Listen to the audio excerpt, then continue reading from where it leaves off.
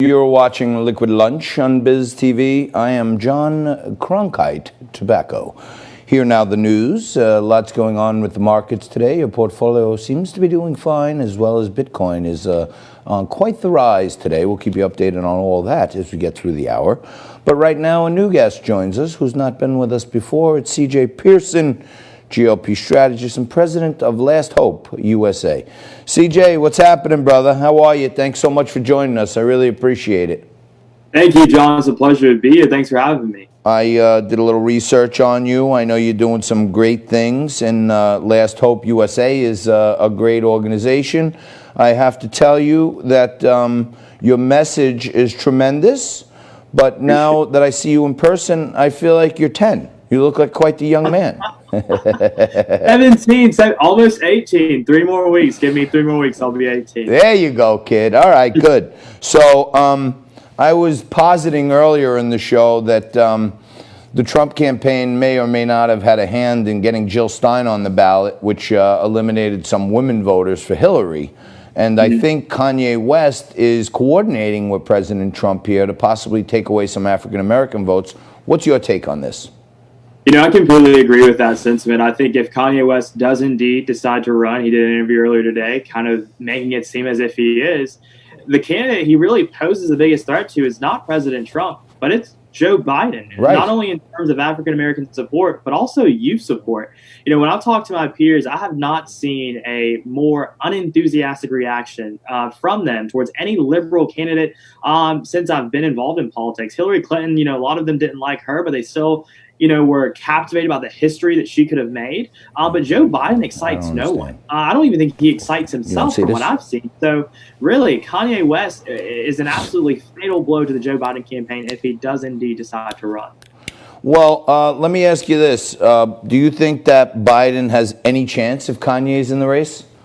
I'm sorry, there's a fire on my desk, and I'm trying to put it out with my bottle of water as we're in this interview. But my apologies for being distracted. I think this potentially, and we know that Kanye and Kim Kardashian were a big part of, you know, encouraging Donald Trump to pass the First Step Act, which reversed the horrible ills of the 1994 crime bill, which, by the way, Joe Biden bragged about being the author of, which unfairly, and if you ask me, profiled a lot of minority and African-American people and threw them in jail for significant amounts of time for small drug crimes. I think that Kanye is, you know, promoting himself. Obviously, he's a mega promoter. But I also think there is some value in young folks and maybe African-American folks who are not buying this crap, because Joe Biden had the nerve to say with Charlemagne the God on the Breakfast Club that if you're thinking about voting for Donald Trump, then you ain't black. Let me ask you this, CJ. Are you thinking about voting for Donald Trump? I am 100% voting for Donald Trump in November. I look forward to casting my first vote for him.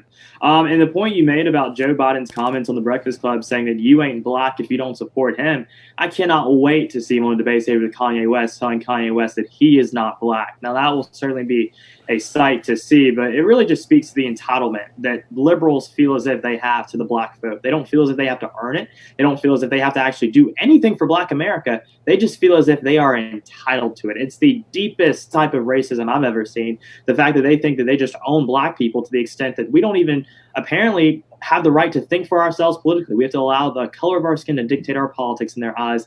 And I've got to tell you that there are many people who are sick and tired of that type of entitlement from the left. So let me ask you this. You did say you intend 100% on voting for Donald Trump. Are you black? I am black. Last time I checked. So Joe Biden's premise is quite off the mark, isn't it? And when I heard that, I was talking a little earlier in the show about, you know, how they're ripping down statues of Christopher Columbus and Teddy Roosevelt. You know, these are, you know, parts of our history. I mean, Christopher Columbus, he may have engaged in some of the norms of the time, but he kind of found the place. So, I mean, you know, there's something to be said for telling generations of people, here is the explorer who found our country, and he also did some bad things, okay? But Lyndon B. Johnson is widely quoted, including Doris Kearns Goodwin, a well-respected presidential historian, as using the N-word casually all the time, and went so far in private conversation as saying we got to do this, Civil Rights Act because we'll have N-words voting for us for another 200 years. Why aren't they ripping down Lyndon Johnson statues?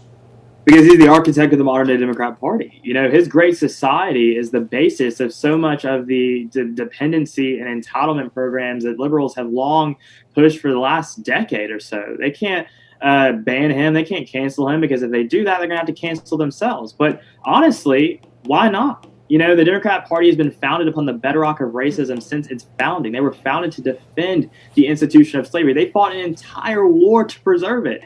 And so it's so interesting to me when you see all these statues coming down and you start to connect the dots and you just realize, aren't these people all Democrats? So if Democrats are really remaking history and want to tear down every racist artifact of American history, I think they should start with their own party, considering they literally were founded to preserve racist artifacts like the institution of slavery. So I look forward to them doing a little bit of a self-awareness in the future, but I doubt that will come. But one can only hope. So there's some new news breaking today that Kanye, in an interview with Forbes, announced that he would run under the banner of the birthday party. And the reasoning is because when he wins, it's everyone's birthday, he says. You got to love this guy. And his campaign slogan is a leaner version of Barack Obama's "Yes, we can," reading simply "Yes." I think this is, the song "Runaway" that he had. You know how it goes. Let's hear it for the D-bags. Let's hear it for the a-holes. I think he's kind of sticking it. You got to check out that song. It's a great song. But I think he's really sticking it to the D-bags in the Democrat Party and saying, hey, Trump did the right thing by us, and if I can help him by prying away some African-American votes from Joe Biden, I'm going to do it. And I agree, and he's doing it his own way. And I think, I'm a huge Kanye fan. I love Kanye West, and I think he's such a creative genius in so many ways. And I think anyone who really sees what's going on here knows that he is supporting the president in his own way. And I'm 100% supportive of that. He should run. I think Joe Biden is the only person sweating a Kanye West candidacy, and he rightfully should be. If Kanye West runs, like I said, he's done. All right, well, CJ, Liquid Lunch, we usually have a cocktail here and there. You're underage, so I can't offer you a drink, but I can offer you this. 3 years. I can offer you this. We need you back as many times as you can join us because you got a great perspective and you're quite the young man, and I appreciate your efforts today. That's CJ Pearson. He is the president of Last Hope USA, and you will see more of him here on Liquid Lunch, but we won't let him drink. We'll take a quick break here and come back and wrap up the news with the booze right after this.